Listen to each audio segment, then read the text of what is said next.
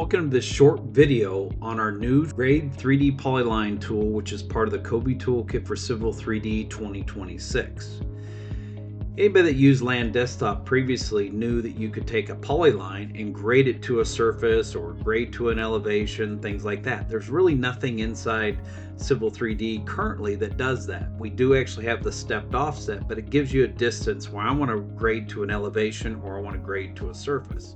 So to demonstrate this, we're going to come up here to the Kobi Toolkit for Civil 3D ribbon. We're going to come over here to the surface and grading panel, and we're going to select Grade 3D Polyline. At the command line here, I can see it says slope or drape, and I'm going to select slope. And then it asks me to specify my slope, or I can go G for grade. I'm going to say I want to go at a slope of, say, 5:1. And I'm going to go to a relative elevation of, say, a -8. And then I'm going to select my polyline, and then I'm going to pick to the outside, and there you can see it's graded, and here it is in 3D. Now I'm going to grade to the surface, so I'm going to come right back up here, the same exact command, grade to 3D polyline. I'm going to select slope. The slope I want to do is 3:1. I'm going to now go to a surface, and I'm going to select the surface I want to grade to.